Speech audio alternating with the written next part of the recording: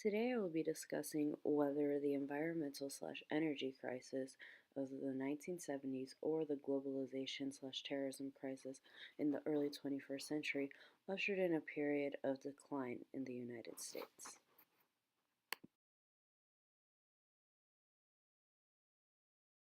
First, we will be discussing the energy crisis. In order to understand if it actually ushered in a period of decline in the United States, we have to know what it is first. So basically, the energy crisis was a period in time in the United States in which gasoline was very hard to come by, and the prices rose, supplies plummeted severely, as you can see in the picture here and the one that's coming up next. Many gas stations were either closed or had a shortage of gas, which limited the amount of gas that each customer could buy at one time.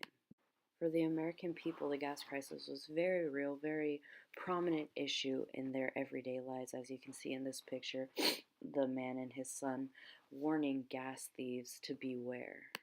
In combatants with this issue, many steps were taken in order to help the American people save gas and save money. One of the biggest ones seen here, lowering all the speed limits. So, what exactly were some of the causes of the energy crisis? With the suburban flight to all the suburban neighborhoods, American people became increasingly independent on these natural resources, oil, gasoline, so that they could bring power to their house, use their stoves, heat their houses, and also to commute from these neighborhoods to work. Along with the movement to suburban neighborhoods, the U.S. during the 1970s saw a dramatic drop in their oil production, which means they had to become more dependent on importing oil. Importing oil proved to be very difficult as the major oil producing countries, mostly Arab countries, issued an embargo on the US. So all the resources that American people had become so dependent on began to skyrocket in price. And with the environmental crisis, we saw a downturn in United States economy. In order to help the United States economy recover, President Ronald Reagan put into effect supply side economics, or Reaganomics as it's more popularly known, in which he issued major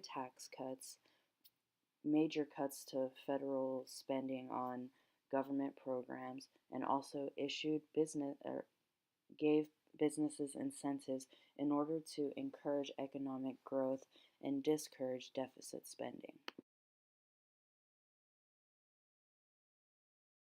Although it's not seen as big as the energy crisis, another major movement in the 1970s was the environmental crisis. Because the American people had become so increasingly independent on these natural resources, gas and oil, they began to be burned and used at a quicker rate, which in turn increased the pollution in the United States. As we can see from the graph, petroleum, natural gas, and coal are the three most used resources, which are the ones that cause the most pollution. In the 1970s, a movement came about in which people pushed the government to find alternative sources for energy. As we can see in the graph, during the 1970s, early 1980s, we can see a rise in alternative uses of energy, such as nuclear energy. During Reagan's presidency, many government agencies' budgets were drastically cut. This was no different for the EPA. So during Reagan's presidency, the EPA was unable to investigate many claims that they knew were polluting the United States. So, in turn, the problems were not able to be solved. Another agency's budget that was cut drastically was the Occupational Safety and Health Administration. In this administration, they made sure that people's jobs were safe, up to code, and they disposed of industrial waste in the proper way. Without this agency, the United States became even more polluted. So the energy crisis of the late 1970s did foreshadow a period of decline in the United States. When we think of terrorism in the early 21st century, the first thing that pops into our mind is 9/11. 9/11 was an attack on the Twin Towers in New York City carried out by the man depicted here, Osama bin Laden's terrorist organization Al Qaeda. Today, terrorism is still a concern to the American people, the new terrorist organization threatening to attack America being ISIS. Although we don't really think about it in this way, terrorism actually didn't start in the early 21st century. Going back to the late 1980s during Ronald Reagan's America, decided to become involved in the fight between Israel and Palestine. Because the US backed the Christian side of the fight, the opposing side, the Muslims, became angered by this, and they in turn bombed the US embassy in Beirut, Lebanon. In response to these terrorist acts, President Reagan, with the massive army that he had built up, attacked countries in which he believed had terrorist roots. Stemming from Reagan's actions in the 1980s, terrorism in the 21st century has ushered a decline in the United States as the American people have an added problem to worry about: national security. So, what exactly is globalization? Globalization is a process of interaction and integration among the people, companies, and governments of various different countries.